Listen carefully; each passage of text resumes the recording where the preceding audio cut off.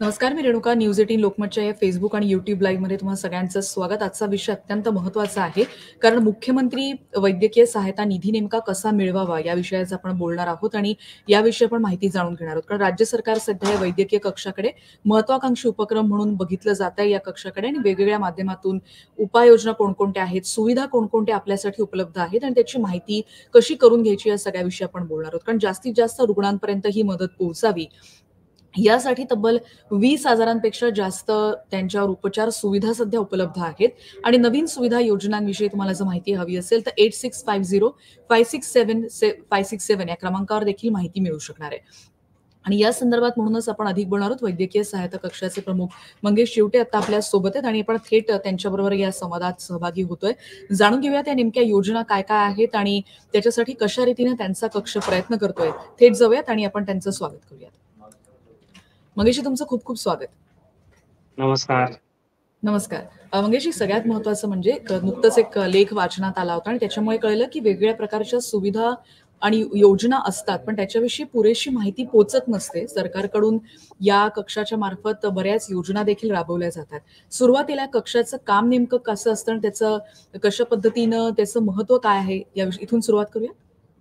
नक्कीच. प्रथमतः न्यूज 18 लोकमतचे धन्यवाद की आपण एक खूप चांगल्या उपक्रमाविषयी जनजागृती करण्याच्या उद्देशानं या फेसबुक लाईव्हच्या उपक्रमाचं नियोजन केलंय. त्याबद्दल सुरुवातीलाच मी आभार मानतो आपले आणि आपल्या वृत्तसंस्थेचे. मला या ठिकाणी आवर्जून सांगायचंय की राज्याचे संवेदनशील मुख्यमंत्री एकनाथजी शिंदे साहेब ज्यावेळी राज्यामध्ये गेल्या वर्षी मुख्यमंत्री म्हणून त्यांनी पदभार घेतला, त्यावेळी पहिलं काम या राज्य सरकारने जो निर्णय घेतला असेल तर तो महाविकास आघाडी सरकारच्या काळामध्ये मृतावस्थेत असलेल्या मुख्यमंत्री वैद्यकीय सहायता कक्षाचं पुनरुज्जीवन करण्याचा. आणि मला या ठिकाणी हे देखील सांगायचं आहे की मुख्यमंत्री वैद्यकीय सहायता कक्षाचं पुनरुज्जीवन झाल्यानंतर आरोग्य सेवेत कार्यरत असणाऱ्या माझ्यासारख्या कार्यकर्त्याला त्या ठिकाणी आदरणीय शिंदे साहेबांनी संधी दिली.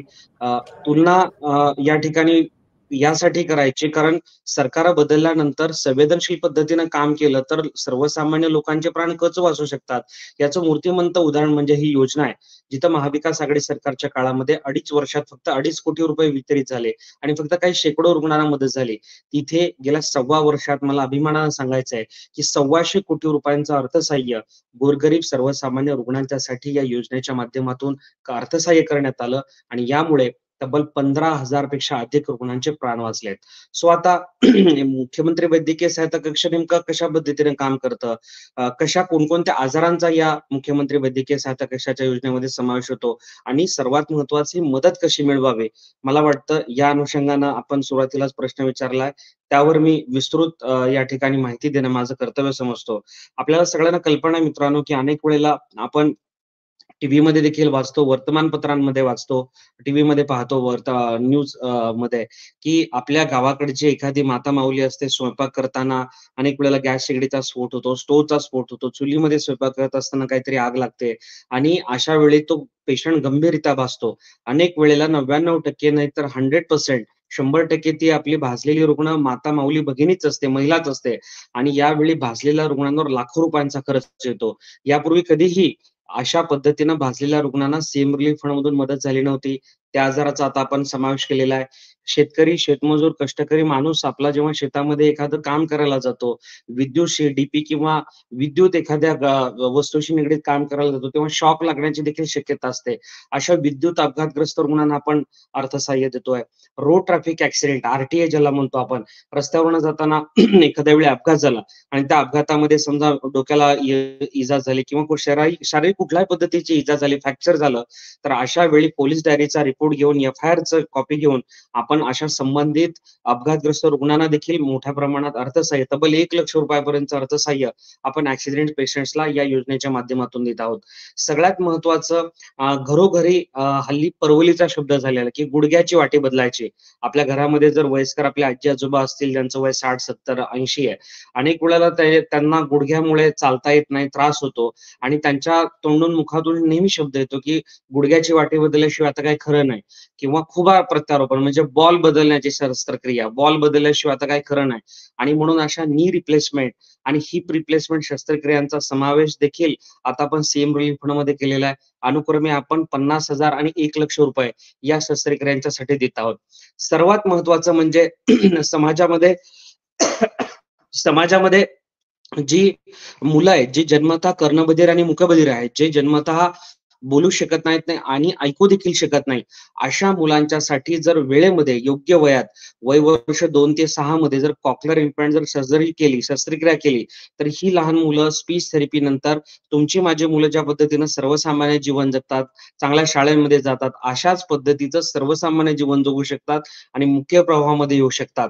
आणि म्हणून वय वर्ष 2 ते 6 मध्ये या कॉकलर इम्प्लांटच्या शस्त्रक्रिया ज्या मुलांना करणं आवश्यक आहे, अशा सगळ्या मुलांच्यासाठी आपण तब्बल ₹2,00,000 या योजनेच्या माध्यमातून देत आहोत. मला या ठिकाणी आवर्जून सांगायचं की मुख्यमंत्री वैद्यकीय सहायता योजनेची सर्वात मोठी उपलब्धी जर काय असेल, तर ह्या कॉकलर इम्प्लांटच्या सर्जरीज आहेत. मला अभिमानाने या ठिकाणी सांगायचंय, की गेल्या 1.25 वर्षामध्ये 250 लहान मुलांच्या कॉकलर इम्प्लांटच्या सर्जरीज या वैद्यकीय मदत कक्षाच्या माध्यमातून पार पडलेल्या आहेत आणि ही 250 मूकबधिर मुलं आता बोलू लागली आहेत, ऐकू लागली आहेत आणि सर्वसामान्य जीवन जगू लागली आहेत. सो अशा मुलांच्यासाठी देखील आपण अर्थसहाय्य करतोय. अनेक वेळेला बालक जन्माला आलं, नवजात अपघात ज्यावेळी असतं, त्यावेळी त्याचं वजन लहान असतं. 600 ग्रॅम, अगदी 650 ग्रॅम असतं आणि म्हणून ते लहान जे नवजात अर्भक आहे, ते 1.5 किलोपर्यंत होईपर्यंत त्याला काचेच्या पेटीमध्ये ठेवावं लागतं. एन-आय-सी-यू ज्याला म्हणतात. अशा नवजात अर्भकांच्या उपचारासाठी देखील आता आपण अर्थसहाय्य करतोय. अनेक वेळेला जे लहान बच्चू असतात, त्यांना हृदयामध्ये काही गुंतागुंतीची काही गोष्टी तयार होतात आणि त्याच्यामध्ये हृदयाला छिद्र तयार होतं. वैद्यकीय भाषेमध्ये त्याला ए-एस-डी, व्ही-एस-डी म्हणलं जातं. अशा लहान मुलांच्या हृदय शस्त्रक्रियांच्यासाठी देखील आता आपण तब्बल ₹1,00,000 अर्थसहाय्य देतोय. सगळ्यात महत्त्वाचं म्हणजे अनेक वेळेला आपण बघतो, की नात्यांमध्ये जे लग्न होतात, मामाचा मुलगा, मामाची मुलगी किंवा आत्याचं एखादं नातं असेल, अशा नात्यातल्या लग्न झाल्यानंतर अशा दाम्पत्याला जे मूल जन्माला येतं, ते अनेक वेळेला त्याला थॅलेसेमिया थॅलेसेमिया मेजर नावाचा आजार असतो. या आजारामध्ये काय होतं, तर जे लहान बच्चू आहे, त्याला जन्मतः अगदी 3-4 महिन्यापासून ते अगदी वर्षभरापासून ते पूर्ण त्याच्या आयुष्यभर त्याला रक्त चढवावं लागतं. महिन्यातून एकदा किंवा दोनदा आणि अशा वेळी ते अख्खं कुटुंब पीडित होऊन जातं त्या बाळाला त्याचं संगोपन करेपर्यंत आणि म्हणून अशा बालकांना बोन मॅरो ट्रान्सप्लांट नावाची सर्जरी करावयाची असते. बी त्याला वैद्यकीय भाषेत म्हणतात. अशा बोन मॅरो ट्रान्सप्लांटच्या सर्जरीचा समावेश देखील आता आपण या वैद्यकीय मदत कक्षाच्या योजनेमध्ये केलेला आहे. या योजनेच्या माध्यमातून तब्बल 500 पेक्षा अधिक बी सर्जरीज गेल्या 1.25 वर्षामध्ये पार पडलेल्या आहेत आणि जवळपास 500 या लहान बच्चूंचं देखील प्राण या योजनेमुळे वाचलेले आहेत. त्यासोबतच सगळ्यात महत्त्वाचं म्हणजे कॅन्सर. कॅन्सरचं प्रमाण गेल्या काही काळामध्ये एवढ्या मोठ्या प्रमाणात वाढलेलं आहे. विशेषतः मराठवाड्यामध्ये माउथ कॅन्सरचं प्रमाण वाढलेलं आहे आणि म्हणून कुठल्याही पद्धतीचे कॅन्सर असतील, तर कॅन्सरच्या शस्त्रक्रियांच्यासाठी आपण तब्बल ₹1,00,000 अर्थसहाय्य करतोय. कॅन्सरच्यासाठी जर केमोथेरपी किंवा रेडिएशन थेरपी करायची असेल, त्यासाठीचा देखील समावेश केलेला आहे. त्यासाठी देखील आपण 50,000 अर्थसहाय्य करतोय. त्याचसोबत हृदयविकाराच्या अनुषंगाने जर काही पेशंट असेल, म्हणजे एखाद्याला अँजिओप्लास्टी करायची, बायपास सर्जरी करायची आहे, अशा हृदयविकाराच्या संबंधित रुग्णांना देखील आपण ₹1,00,000 पर्यंतचं अर्थसहाय्य करतोय. ब्रेनच्या अनुषंगानं एखाद्याला ब्रेन हॅमरेज झालं, ब्रेन ट्यूमर झाला, अशा मेंदूशी संबंधित आजारांना देखील आपण ₹1,00,000 पर्यंतचं अर्थसहाय्य करतोय. आणि सगळ्यात शेवटी ट्रान्सप्लांट पेशंट्स डायलिसिस म्हणजे ज्यावेळी आपल्या शरीरातली किडनी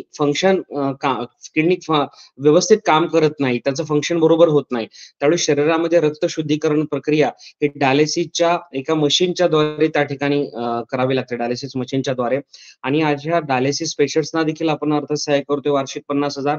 पण सोबतच या डायलिसिस पेशंट्सना कधी ना कधी किडनी ट्रान्सप्लांटकडे जावं लागतं. कारण किडनी प्रत्यारोपण जोपर्यंत करत नाही, तोपर्यंत त्यांचं जीवन देखील सर्वसामान्य होऊ शकत नाही. आणि म्हणून किडनी ट्रान्सप्लांट असेल, लिव्हर ट्रान्सप्लांट असेल, लंग ट्रान्सप्लांट असेल, हँड ट्रान्सप्लांट असेल, हार्ट ट्रान्सप्लांट असेल, अशा सगळ्या प्रत्यारोपण शस्त्रक्रियांच्यासाठी म्हणजे ट्रान्सप्लांट शस्त्रक्रियांच्यासाठी आपण ₹2,00,000 अर्थसहाय्य करतोय. ट्रान्सप्लांट सर्जरीज म्हणलं की पूर्वी असं एक अख्खं कुटुंब त्या ह्याच्यामध्ये हे व्हायचं की ट्रान्सप्लांट सर्जरी करतोय म्हणजे खूप खूपच मोठी गोष्ट वाटायची. मात्र ट्रान्सप्लांट सर्जरी देखील आता महाराष्ट्रातल्या विविध 2 टायर सिटीजमध्ये होत आहे. संभाजीनगरमध्ये काल होतो. त्या ठिकाणी जवळपास 9 ते 10 रुग्णालय असे, की तिथे विविध प्रकारच्या ट्रान्सप्लांट सर्जरीज होत आहेत.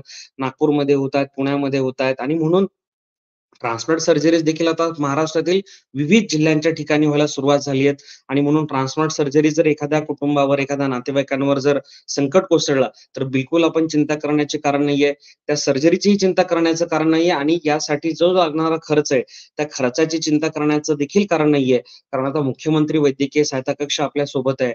सन्माननीय मुख्यमंत्री एकनाथजी शिंदे साहेब आपल्या सोबत आहेत आणि म्हणून येणाऱ्या काळामध्ये आपल्या पंचक्रोशीतील नातेवाईकांतील कोणीही जर गरजू रुग्ण असेल, ज्याला या वैद्यकीय मदत कक्षाच्या माध्यमातून मदत हवी आहे, त्यांनी ही आवर्जून या योजनेचा लाभ घ्यावा हे विनम्र आवाहन या न्यूज 18 लोकमतच्या लाईव्हच्या निमित्ताने मी करत आहे.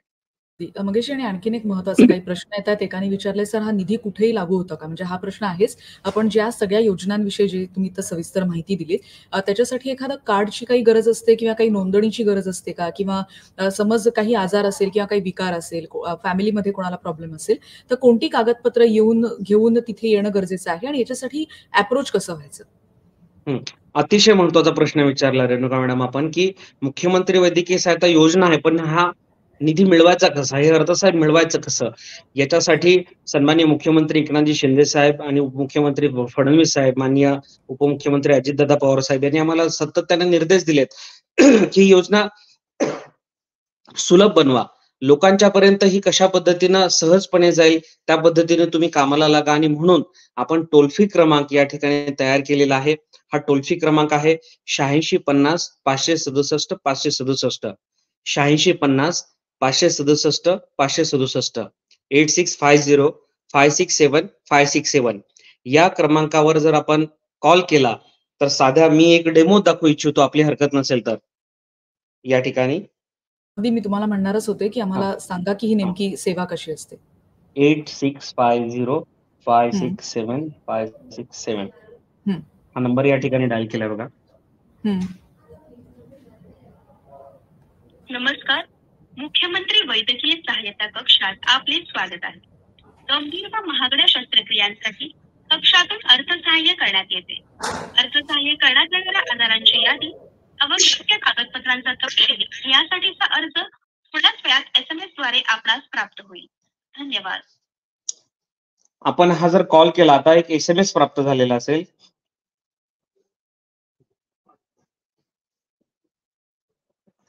एट 8650567567 या नंबरवर कॉल केला की तुम्हाला एक SMS त्या ठिकाणी प्राप्त होतो. या SMS वर जर आपण गेलात, तर लगेच आपल्याला मुख्यमंत्री वैद्यकीय सहायता निधीची जी लिंक आहे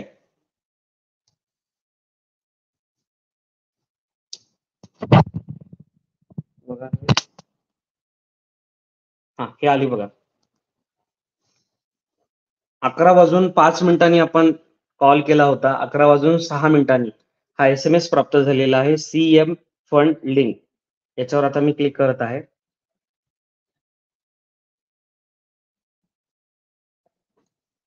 CMRF चा फॉर्म हा मोबाईलवर प्राप्त या ठिकाणी झालेला. जर तुम्ही बघत असाल हा फॉर्म. हा अशा पद्धतीने आपल्याला मोबाईलवरच प्राप्त होतो. याची प्रिंटआउट काढायची, हा डाउनलोड करून प्रिंटआउट काढायची. याच्यामध्ये जे आजार मी आता आपल्याला सांगितले, कॉक्लिअर इम्प्लांट पासून किडनी ट्रान्सप्लांट पर्यंत, या आजारांची यादी दिली आहे आणि सगळ्यात महत्त्वाचं म्हणजे कुठली कागदपत्र लागतात, याची देखील यादी या अर्जावर आपल्याला पाहायला मिळेल. यामध्ये प्रामुख्यानं रुग्णाचं आधार कार्ड लागतं, राशन कार्ड लागतं, उत्पन्नाचा दाखला वार्षिक 1,60,000च्या आत लागतो तहसीलदार प्रमाणित.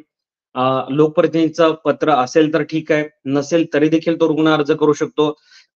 त्यासोबतच एखादा त्या ठिकाणी हॉस्पिटलचं एस्टिमेट लागतं आणि एखादा जर रोड ट्रॅफिक ॲक्सिडेंट पेशंट असेल तर पोलीस डायरी रिपोर्ट लागेल. बर्न पेशंट किंवा विद्युत अपघाताचा पेशंट असेल तर पोलीस डायरी रिपोर्ट लागेल. कॅन्सरचा पेशंट असेल तर बायोप्सी रिपोर्ट लागेल. तुमचा किडनी ट्रान्सप्लांट किंवा एनी काइंड ऑफ ट्रान्सप्लांटचा पेशंट असेल तर ZTCCचा रिपोर्ट लागेल. फॉर्म 19 लागेल त्या ठिकाणी. त्यासोबतच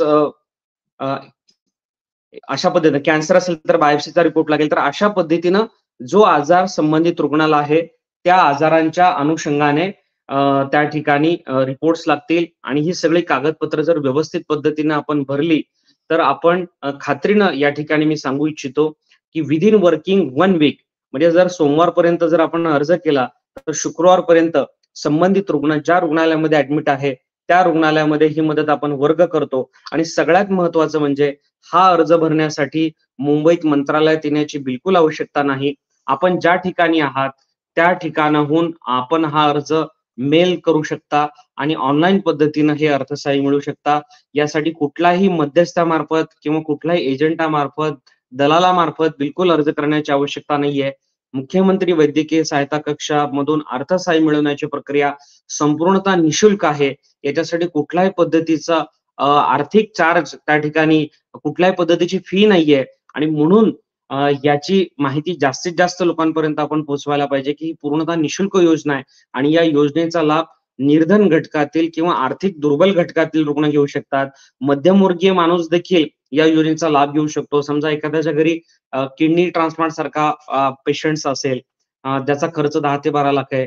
लिव्हर ट्रान्सप्लांट जर एखाद्याच्या घरी निघालं एखाद्या पेशंटसाठी त्याचा खर्च 20 ते 22 लाख आहे आणि अशा वेळी मध्यमवर्गीय कुटुंबाला देखील हा खर्च पेलवत नाही, परवडू शकत नाही आणि म्हणून मध्यमवर्गीय नागरिक देखील या योजनेचा लाभ घेऊ शकतात आणि आपल्या रुग्णाला बरं करण्यासाठी या योजनेच्या माध्यमातून जे जे काही सर्वतोपरी प्रयत्न आहे ते करू शकतात.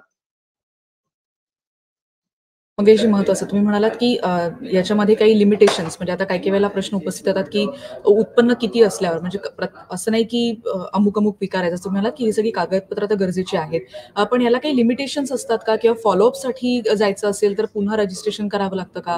का तो काही एक आपण म्हणू शकतो एक आयडी असतो किंवा एक रजिस्टर नंबर असतो, असं काही यामध्ये आहे? नक्कीच याच्यामध्ये अजून एक मला सांगायचं आहे. तुम्ही जर मुख्यमंत्री सहायता निधीचा अर्ज केला तर फॉलोअपसाठी तुम्हाला बिलकुल कोणालाही फोन करण्याची किंवा हे करण्याची गरज नाहीये. तुम्ही हा जो नंबर आहे आता जो आपण CMRFचा जो टोल फ्री क्रमांक आहे तोच नंबर जर तुम्ही व्हॉट्सअपवर गेला तोच नंबर तुम्ही व्हॉट्सअपवर गेला आणि जर तुम्ही फक्त हाय टाकलं या नंबरला तर मुख्यमंत्री वैद्यकीय सहायता कक्षाकडून व्हॉट्सअपवर आपण चॅटबोट तयार केलेला आहे. त्याच्यामध्ये ही सगळी माहिती येणार. तुम्हाला मराठी हवंय की इंग्लिश हवंय? समजा मला मराठी हवंय. मराठीवर क्लिक केलं की अर्जाची स्थिती, आजाराविषयी माहिती आणि नोंदणीकृत रुग्णालय. मगाशी एका प्रेक्षकाने आपल्याला प्रश्न विचारला होता की कुठल्याही हॉस्पिटलमध्ये आपण या योजनेचा लाभ घेऊ शकतो का? तर तसं नाहीये. मुख्यमंत्री वैद्यकीय सहायता कक्षामध्ये जेवढी रुग्णालय अंगीकृत आहेत, जेवढी रुग्णालय एम्पॅनल आहेत, तेवढ्याच रुग्णालयांमध्ये आपण या योजनेचा लाभ घेऊ शकतो. आता मी पुढे जातो आहे बघा, नोंदणीकृत रुग्णालय.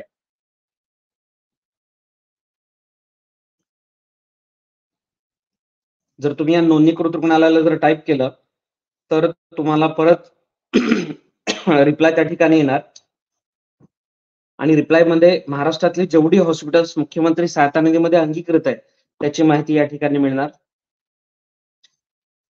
आजाराविषयी माहिती त्याच्यावरही आपण क्लिक करूयात.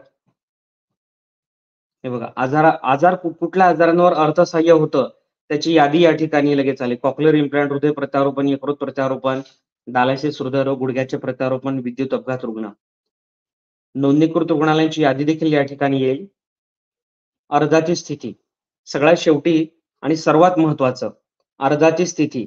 आपण मुख्यमंत्री सहायता निधीकडे अर्ज केल्यानंतर तुम्हाला जर तुमच्या अर्जाचा फॉलोअप हवा असेल तर अर्ज करताना तुम्ही जो मोबाईल नंबर रजिस्टर केलेला असेल मुख्यमंत्री सहायता निधीकडे ऍप्लिकेशन करताना त्या नंबरवर तुम्हाला एक EM नंबर येणार. म्हणजे साधारणतः मी आज अर्ज केलाय, आज समजा शुक्रवार आहे, आता उद्या परवा सुट्टी आहे शनिवार रविवारची, मात्र आपण सोमवार किंवा फार फार तर मंगळवारपर्यंत आपल्याला ज्या मोबाईलवरनं आपण मुख्यमंत्री सहायता निधीला अर्ज केलेला आहे त्या मोबाईलवर एक क्रमांक येणार, EM नंबर. तो EM नंबर या ठिकाणी टाकायचा आहे. तो EM नंबर टाकल्यानंतर पुन्हा आपण रजिस्टर आपला मोबाईल नंबर आहे तो या ठिकाणी टाकायचा आहे. ते टाकल्यानंतर मुख्यमंत्री सहायता निधीच्या माध्यमातून तुम्हाला कळवण्यात येईल की तुमचा अर्ज नाकारला आहे, स्वीकारला आहे, रिजेक्ट केला असेल म्हणजे नाकारला असेल तर का नाकारला आहे, तो या 20,000 नसेल म्हणून नाकारला असेल. जर क्वेरी असेल म्हणजे काही वेळेला काय होतं की अनेक रुग्ण घाईगडबडीमध्ये कागदपत्र पाठवतात. कोणी आधार कार्डच पाठवत नाही, कोणी राशन कार्ड पाठवत नाही, कोणी उत्पन्नाचा दाखला पाठवत नाही, कोणी मेडिकलचे रिपोर्ट पाठवत नाहीत, बायोप्सी रिपोर्ट पाठवत नाहीत, एमआरआय सिटी स्कॅन रिपोर्ट पाठवत नाहीत आणि अशामुळे क्वेरी निघते आणि अर्ज प्रलंबित राहतात, पेंडिंग राहतात आणि म्हणून या ठिकाणी तुम्हाला त्या पद्धतीने कळवण्यात देखील येणार, की बाबा तुमचं एमआरआय रिपोर्ट नाहीये, तुमचा बायोप्सी रिपोर्ट नाहीये, तुमचं झेडटीसीसीचा रिपोर्ट नाहीये, म्हणून तुमचा अर्ज प्रलंबित आहे. तुम्ही हे डॉक्युमेंट्स पाठवा. तात्काळ तुमचा अर्ज त्या ठिकाणी मंजूर होईल आणि तुम्हाला ते त्या ठिकाणी अर्थसहाय्य मिळेल. सो अशा पद्धतीनं आपण ऑनलाईन पद्धतीनं ही सिस्टीम केलेली आहे आणि म्हणून हा टोल फ्री क्रमांक अतिशय महत्वाचा आहे. हा टोल फ्री क्रमांक पुन्हा एकदा मी या ठिकाणी आवर्जून मी सांगेल, की 8650 567 567 8650 567 567 हा आपला टोल फ्री क्रमांक आहे. माझी या निमित्तानं विनंती आहे, की हा नंबर आपण कृपया करून आपल्या मोबाईलमध्ये सेव्ह ठेवा. कदाचित या क्रमांकाची, या वैद्यकीय सेवेची गरज लागणार नाही. पण ज्या कोण्या गरजवंताला या वैद्यकीय सेवेची गरज लागेल, त्याला हा नंबर द्या. कळत-नकळतपणे तुमच्या हातून एक रुग्णसेवेचं महत्कार्य घडेल, हे या ठिकाणी मी नक्कीच सांगेन.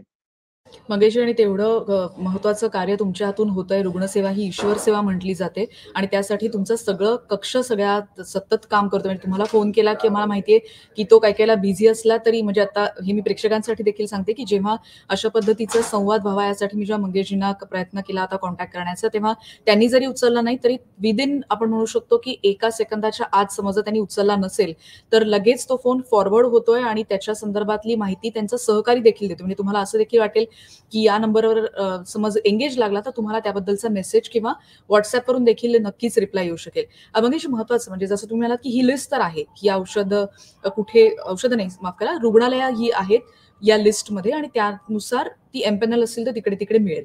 पण समज इमर्जन्सी असेल आणि कुठे ऍडमिट केलं असेल तर जसा मेडिक्लेमचा आपल्याला रिफंड मिळतो, म्हणजे समज कॅशलेस असतं, तर तशी काही सुविधा असते का किंवा ती कागदपत्र जपून ठेवली असतात आणि मग आधी पैसे भरल्यानंतर इतर सुविधा जशा लागू केल्या जाऊ शकतात मेडिक्लेममध्ये, तशी काही फॅसिलिटी इथे आहे किंवा त्याच्याविषयी किंवा त्या संदर्भातली आणखीन काही योजना आहे?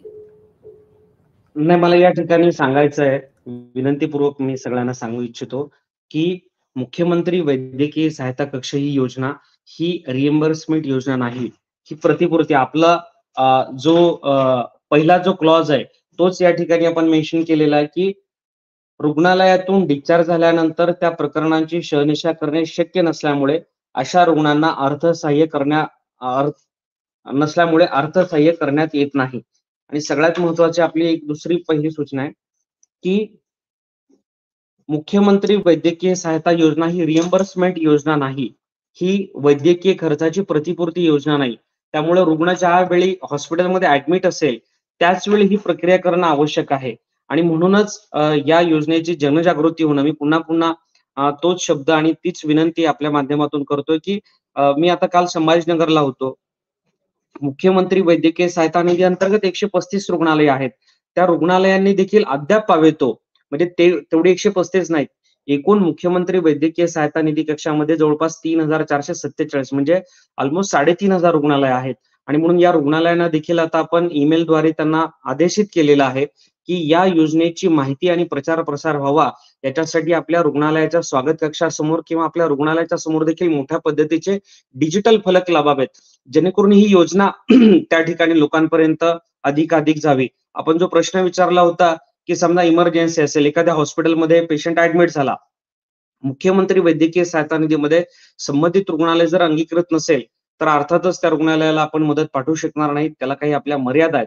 परंतु समजा ते हॉस्पिटल 30 बेडपेक्षा मोठं असेल आणि त्या हॉस्पिटलनी मुख्यमंत्री वैद्यकीय सहायता कक्षाकडे अर्ज केला हॉस्पिटल इम्पॅनलमेंटसाठी, हॉस्पिटल अंगीकृत करण्यासाठी, तर विदिन 1 वीक किंवा मॅक्झिमम एक साधारणतः 10 दिवसांमध्ये संबंधित रुग्णालय आपण मुख्यमंत्री वैद्यकीय सहायता कक्षामध्ये अंगीकृत करून घेऊ शकतो आणि संबंधित जो गरजू रुग्ण त्या ठिकाणी आहे त्याला दिलासा देऊ शकतो. या निमित्तानं भविष्य काळामध्ये त्या हॉस्पिटलमध्ये जे पेशंट ऍडमिट होतील त्यांना देखील या योजनेचा खूप मोठा बेनिफिट मिळू शकेल.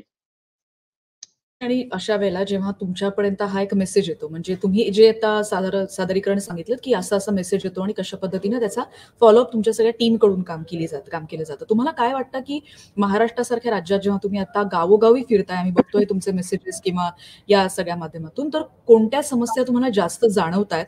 आणि त्यालाच अवलंबून आणखीन एक प्रश्न अशासाठी, की जशा पद्धतीनं तुम्ही जनजागृती तर करताच आहात, कोणते आजार तुम्हाला जास्त प्रमाणात जाणवतायत आणि तुम्हाला काय वाटतं, की याच्याविषयी म्हणजे एखादा आजार असेल तर त्याच्याविषयी जनजागृती करणं देखील गरजेचं आहे, जेणेकरून उपचार करण्याची किंवा जसं आपण म्हणतो की prevention is better than cure. तर अशा वेळेला कोणत्या आजाराचं प्रमाण तुम्हाला जास्त वाटतं? नक्की. मला या ठिकाणी 2 गोष्टी ज्या माझ्या संपूर्ण ग्रामीण महाराष्ट्रामध्ये फिरत असताना ज्या लक्षात येत आहेत, त्या ह्या की मुख्यमंत्री सहायता निधीमध्ये जे हॉस्पिटल अंगीकृत आहे, त्या हॉस्पिटल्सनी खरं तर स्वतःहून याची प्रचार-प्रसार करणं आवश्यक आहे आणि सगळ्यांना सांगणं आवश्यक आहे, की होय, आमच्या रुग्णालयामध्ये ही योजना आहे. या योजनेचा लाभ घ्या. मात्र असं करताना या रुग्णालयांच्या माध्यमातून दिसत नाहीये आणि म्हणूनच जी रुग्णालयं आपल्या न्यूज 18 लोकमतच्या माध्यमातून मी सांगू शकतो कारण आपल्या Facebook लाईव्हच्या माध्यमातून अनेक हॉस्पिटलचे प्रतिनिधी किंवा अगदी मालक किंवा विश्वस्त संचालक देखील हे लाईव्ह बघत असतील. त्यांना माझं विनम्र आव्हान आहे, की 1 नोव्हेंबरच्या आतमध्ये डिजिटल फलक, माहिती आणि प्रचार-प्रसार करणारे मुख्यमंत्री सहायता निधीचे आपण आपल्या रुग्णालयामध्ये लावणं बंधनकारक आहे. अन्यथा 1 नोव्हेंबर पासून आपण अशा रुग्णालयांवर कारवाई करणार आहोत आणि मुख्यमंत्री सहायता निधीच्या नामिका सूचीवरून हे हॉस्पिटल्स काढून टाकणार आहोत. थोडक्यात ब्लॅकलिस्ट करणार आहोत. जेणेकरून या हॉस्पिटल्सला येणाऱ्या काळामध्ये आपल्याला मदत त्या ठिकाणी करता येणार नाही आणि म्हणून सगळ्या हॉस्पिटल्सना परत एकदा सांगणे, की आपल्या हॉस्पिटल्समध्ये ज्या हॉस्पिटल्समध्ये ही योजना लागू आहे, त्यांनी याची प्रचार-प्रसार, प्रसिद्धी करणं आपल्या हॉस्पिटलच्या आवारामध्ये बंधनकारक आहे. म्हणजे आलेल्या सर्वसामान्य रुग्णाला माहिती होईल, की होय, इथं मुख्यमंत्री वैद्यकीय सहायता कक्ष योजना म्हणजे माझा जो आजार जे जे हे 20,000 आहे, त्या 20,000 जर काही आजार असेल, तर काही ना काही आर्थिक सहाय्य त्याला महाराष्ट्र शासनाच्या माध्यमातून नक्कीच मिळेल आणि म्हणून या सगळ्या हॉस्पिटल्सना विनंती आहे. दुसरा आपण जो प्रश्न विचारला, की काय-काय जाणवतं, कुठकुठले आजार वाढलेत? मला या ठिकाणी मराठवाड्यातील भागामध्ये फिरताना जे माझं निरीक्षण आहे, त्या ठिकाणी आम्हाला आवर्जून सांगायचंय. खूप मोठ्या प्रमाणामध्ये माउथ कॅन्सरचं प्रमाण मराठवाडा आणि त्या सगळ्या पट्ट्यामध्ये वाढताना पाहायला मिळतंय. मुख्यमंत्री सहायता निधीकडे जे अर्ज येतायत, त्यातले जे कॅन्सरग्रस्तांचे अर्ज येतायत, विशेषतः माउथ कॅन्सरचे, त्यातल्या बहुतांशी केसेस या मराठवाड्यातील आहेत आणि मला कल्पना नाही की काय कशा पद्धतीने गुटखाबंदी असून देखील तिकडे जर गुटखा आणि मावा आणि या खर्रा या सगळ्या गोष्टींचं जर प्रमाण असेल, तर ही म्हणजे भयावह गोष्ट आहे आणि याच्यावर विचार करायला लावणारी गोष्ट आहे. समाज म्हणून एकूणच आपल्या सगळ्यांना कारण तरुणाई या सगळ्या व्यसनाधींकडे ते वळते आणि त्याचं पर्यावसाने कॅन्सरमध्ये होतंय आणि म्हणून या निमित्तानं माझी विनंती आहे, की तरुणांना, की व्यसनांच्या पासून दूर राहा. विशेषतः गुटखा, मावा, खर्रा किंवा तत्सम जे काही तुम्ही व्यसन करत आहात त्यापासून दूर राहा. कारण तरुणांमध्ये विशेषतः मराठवाड्यातील तरुणांमध्ये माउथ कॅन्सरचं प्रमाण खूप मोठ्या प्रमाणात वाढलेलं आहे. त्यामुळे याची काळजी घ्या, एक विनम्र आवाहन या निमित्तानं मला करायचंय. सोबतच हृदयविकाराच्या चं देखील प्रमाण खूप मोठ्या प्रमाणात वाढलंय. आमच्याकडे जे अर्ज येतात मुख्यमंत्री सहायता निधीकडे हृदयविकाराच्या अनुषंगाने, त्यातल्या पेशंटची जर वय बघितली, तर 35 आहेत, 40 आहेत, 45 आहेत, म्हणजे 50च्या आतलेच आहेत बहुतांशी. याचा अर्थ काय, की आपली बदलती जीवनशैली किंवा आपल्याला ज्या पद्धतीनं आता सध्या आपला सगळा एकूणच या धकाधकीच्या जीवनामध्ये वावर आहे, या सगळ्याचा परिपाक आपल्या शरीर स्वास्थ्याकडे होतोय आणि म्हणून या निमित्तानं ते देखील आव्हान आहे, की बाबा स्वतःच्या शरीराची काळजी देखील घेणं तितकंच महत्वाचं आहे. हृदयविकारासारखी जी गोष्ट आहे, ती साधारणतः वयस्कर माणसांना येणं अपेक्षित आहे. मात्र तरुणांमध्ये देखील मध्यमवर्गीय जे पुरुष आहेत 40शीतले त्यांच्यामध्ये देखील या हृदयविकाराचं प्रमाण वाढल्याच्या गोष्टी निदर्शनास येतात. ते देखील मला वाटतं एक चिंतनीय गोष्ट आहे. समाज म्हणून एकूणच आपण या सगळ्या गोष्टींचा बारकाईनं अभ्यास करणं आणि ह्याच्यावर काम करणं गरजेचं आहे. हे देखील या निमित्तानं मला नमूद करावंसं वाटतं. अगदी शेवटचे 2 प्रश्न. एकाने विचारलाय, की म्हणजे एकांचा प्रश्न आत्ता असा आहे आपण बोलत असताना, की पैसे पोहचत नाहीत असं त्यांचं म्हणणं आहे. तर समज अशा पद्धतीने एक ॲश्युरन्सची खूप गरज असते. जेव्हा कोणत्याही निधीविषयी किंवा योजनांविषयी माहिती असते, की तुम्ही सांगताय, पण ते मिळेलच हे कशावरून? असा देखील प्रश्न तुम्हाला देखील जाणवत असेल. अशा कोणत्या समस्या असतील तर त्यांनी देखील याच टोल फ्री क्रमांकावर फोन करायचा किंवा त्या संदर्भातले प्रश्न असतील तर इकडेच कॉन्टॅक्ट करायचा? नाही, अशा पद्धतीनं जर कुठला पेशंट असेल, की ज्याला त्याचं असं म्हणणं आहे की बाबा आम्ही अर्ज केला आणि पैसे मिळाले नाही. तर दोनच गोष्टी त्याच्यामध्ये असतील, की एकतर त्यांनी अर्जामध्ये काही त्रुटी असतील किंवा अर्ज नामंजूर झालेले असेल किंवा हे जे 20,000 आहेत, या 20,000च्या व्यतिरिक्त कुठल्या आजारांच्यासाठी त्यांनी अर्ज केला असेल, त्याच्यामुळे त्यांना अर्थसहाय्य मिळालं नसेल. पण असे जर काही रुग्ण असतील ज्यांना काही तक्रार आहे किंवा ज्यांना काही मुद्दे मांडायचे, जसं मी मगाशी म्हणालो, की एवढं चांगलं हे पवित्र काम आहे रुग्णसेवेचं, पण याच्यामध्ये देखील काही चुकीच्या प्रवृत्ती घुसण्याचा प्रयत्न करतायत. गावाकडचा एखादा रुग्ण असतो, त्याला हे कागदपत्र थोडंसं अवघड वाटतं, किचकट वाटतं हे सगळे कागदपत्र गोळा करणं, ही धावपळ करणं, ईमेल करणं. टेक्नोसेवी लोक नसतात. गावाकडे काही अशिक्षित एखादं कुटुंब असेल, त्याच्यामध्ये पेशंट असेल, तर जी लोकं रुग्णसेवेत काम करतात, आरोग्य सेवक म्हणून, अशा आरोग्य सेवकांनी निस्वार्थीपणे केवळ रुग्णसेवा हीच ईश्वर सेवा मानून काम केलं पाहिजे. हे बिलकुलच अपेक्षित नाही, की आपण काहीतरी त्या पेशंटला मदत करतोय आणि त्या बदल्यामध्ये त्यांच्याकडनं काहीतरी आर्थिक स्वरूपात अपेक्षा ठेवतोय. अशा काही गोष्टी मराठवाड्यामध्ये देखील निदर्शनास आल्या, की काही त्या ठिकाणचे सामाजिक कार्यकर्ते ते अशा पद्धतीने जे गरजू रुग्ण आहेत, ज्यांना कुठल्याही पद्धतीचा काही माहिती नाहीये, अशा रुग्णांना अर्थसहाय्य मिळवून देतात. पण त्या बदल्यामध्ये काहीतरी त्यांच्याकडनं आर्थिक देवाण-घेवाण करतात. तर या निमित्तानं त्यांना देखील विनंती, की बाबांनो हे पवित्र काम आहे. तुम्ही तुमच्या उदरनिर्वाहासाठी कुठल्याही पद्धतीचं दुसरं काम करा. पण या पवित्र कामाला डाग लागेल अशा पद्धतीचं वर्तन करू नका.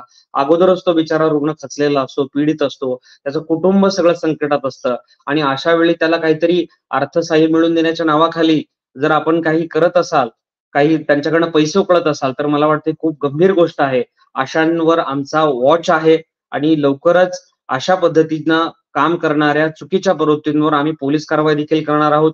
लवकरच ते देखील आपल्याला कळेल. मात्र आपल्या प्रेक्षकांनी जो प्रश्न विचारला होता, की बाबा अनेक वेळेला अर्ज जमा करतो, मात्र पैसे पोहोचत नाहीत. तर त्यांनी एक नंबर मी या ठिकाणी आमचा मुख्यमंत्री सहायता निधीचा देत आहे. 022 2202 6948 022 2202 6948 022 2202 6948 या क्रमांकावर आपण मुख्यमंत्री वैद्यकीय सहायता कक्षाच्या अनुषंगाने जर काही तक्रार असेल तर आपण आवर्जून फोन करू शकता. फक्त हे फोन शासकीय वेळेमध्ये आपण करावे, सकाळी 10 ते सायंकाळी 5 पर्यंत, जेणेकरून आपले जे ऑपरेटर्स आणि ते सगळे लोक आहेत जे तक्रारी ऐकण्यासाठी त्या ठिकाणी उपस्थित आहे, ते आपली तक्रार लिहून घेऊ शकतील. आपला संपर्क नंबर त्या ठिकाणी ते आपली नेमकी अडचण काय ते सांगा, त्याच्यावर आपण सोल्युशन काढू. आणि आपलं तर स्वप्न आहे, जे मी मगाशी म्हणालो आपल्याला, माननीय शिंदे साहेबांनी आम्हाला आदेश दिलेत. एकनाथजी शिंदे साहेबांनी ज्यावेळी मुख्यमंत्री वैद्यकीय सहायता कक्षाची माझ्याकडे जिम्मेदारी दिली, त्यावेळी त्यांनी सांगितलं, की आपल्याकडे आलेला एकही गरजू रुग्ण किंवा त्याचा नातेवाईक हा रिकाम्या हाताने परत नाही गेला पाहिजे. त्याला कुठल्या ना कुठल्या पद्धतीची मदत करा. आता मुख्यमंत्री सहायता निधीमध्ये हे 20,000 आहेत. मात्र अनेक वेळेला वेगळ्या आजारांचे देखील पेशंट्स येतात. मग आपण संबंधित एखादं रुग्णालय असेल त्याला विनंती करतो, की बाबा थोडंसं बिलामध्ये सवलत द्या, काहीतरी मार्ग काढा. आणि म्हणून काही ना काही मदत करण्याचा प्रयत्न आपण 100% या ठिकाणी करत आहोत. शेवटचा प्रश्न मंगेशजी, की अशा वेळेला तुम्ही सगळ्या अडचणी सांगताय किंवा त्रुटी असतील तेव्हा कदाचित पैसे मिळू शकणार नाहीत किंवा अर्जामध्ये काही त्रुटी असतील, या सगळ्या तुम्ही समस्या सांगितल्यात आणि त्या संदर्भातले 2 क्रमांकही दिलेत. अगदी शेवटचा आणि तुमच्या सगळ्या टीमसाठी खूप महत्त्वाचा प्रश्न, की एखादा मेसेज, एखादा फोन देखील तुमच्यासाठी खूप महत्त्वाचा असतो आणि तुमच्या एका फोन कॉलनी किंवा त्याच्या पुढची यंत्रणा त्यानुसार हलत असते आणि त्यानुसार त्या रुग्णापर्यंत ती मदत पोहोचत असते आणि ते उपचार पोहोचत असतात. ही सगळी टीम नेमकी कशी काम करते, अगदी थोडक्यात सांगाल? मुख्यमंत्री सहायता निधी कक्षामध्ये जवळपास 30 पेक्षा अधिक सहकाऱ्यांची वैद्यकीय सहायकांची आपली टीम आहे. या ठिकाणी मुख्यमंत्री वैद्यकीय सहायता कक्षामध्ये आपले संचालक, सहाय्यक संचालक लेखाधिकारी म्हणून शिरीष पालोजी काम करतात. त्या ठिकाणी अर्चना गावंड आहेत. हॉस्पिटल एम्पॅनलमेंटच्या काम आणि फॉलोअपसाठी डॉक्टर निलेश देशमुख आहेत, स्वरूप आहेत, ऋषिकेश आहे, अशी जवळपास 30 लोकांची टीम अथकपणे या ठिकाणी काम करते. मला अभिमानानं सांगायचंय, की गेल्या 3 महिन्यांपासून या सगळ्या टीमने शनिवार रविवारी देखील काम केलेलं आहे. शनिवार रविवारीची सुट्टी देखील या ठिकाणी घेतली नाही, कारण अर्जांचं प्रमाण खूप मोठ्या पद्धतीने वाढलंय. जवळपास 200 अर्ज केवळ ईमेलवर येतात आणि शनिवार रविवारी जरी शासकीय सुट्टी असली तरी शनिवार रविवारी देखील गावाकडचा किंवा कुठलाही माणूस ईमेलद्वारे अर्ज करू शकतो. जरी ऑफलाईन मंत्रालयात येऊ नाही शकला तरी गावाकडून कुठूनही घर बसल्या ते अर्ज करू शकतात. अशा पद्धतीनं सरासरी रोजचे 200 ईमेलद्वारे आलेले अर्ज, 200 आलेले ऑफलाईन अर्ज, अशा पद्धतीनं 400 जवळपास अर्ज रोज येतात आणि म्हणून हे अर्ज लवकरात लवकर निकालात काढण्यासाठी हे सगळे काम करतात. डॉक्टरांची टीम आहे. डॉक्टर ममता मॅडम त्या ठिकाणी बसतात. डॉक्टर प्रवीण बांगर बसतात. आलेल्या सगळ्या अर्जांची वैद्यकीय समिती छाननी करते. त्याच्यामध्ये कुठले आजार बसतात, एक समजा जे आजार बसतात ते अर्ज वेगळे काढले जातात. जे आजार बसत नाही ते अर्ज वेगळे बाजूला काढले जातात. त्यांची कागदपत्र चेक केली जातात. त्यांचे रिपोर्ट चेक केले जातात. त्याच्यानंतर एम नंबर पडला जातो. एम नंबर पडल्यानंतर जे महत्वाची प्रक्रिया आहे की त्या ठिकाणी आपण हॉस्पिटलला फोन करून विचारतो. 2 फोन करतो की बाबा मुख्यमंत्री सहायता कक्षाकडे यांनी अर्ज केलेला आहे. हा खरंच पेशंट तुमच्या रुग्णालयामध्ये ऍडमिट आहे का? असा आपला फोन हॉस्पिटलला जातो. हॉस्पिटलला आपण असे सांगतो की संबंधित रुग्ण ऍडमिट असल्याचा जिओ टॅगचा फोटो आम्हाला पाठवा. जिओ टॅगच्या फोटोमध्ये ठिकाण, वेळ, वार हे सगळी माहिती इत्थंभूत येते. त्याच्यामुळे याच्यामध्ये 100% पारदर्शकता आणण्याचा आपण प्रयत्न केला आणि त्याची कारवाई सुरू झाली आहे. जिओ टॅगचा फोटो पेशंटचा आपल्याकडे येतो. आपण परत एकदा पेशंटच्या नातेवाईकांकडे देखील खात्री करतो की बाबा पेशंट तुमचा ऍडमिट आहे, उपचार चालू आहेत का? आणि ही खात्री, ही माहिती सुसंगत वाटली तर लगेच आपण या मुख्यमंत्री सहायता कक्षातून अर्थसहाय्य डिस्बर्स करतो.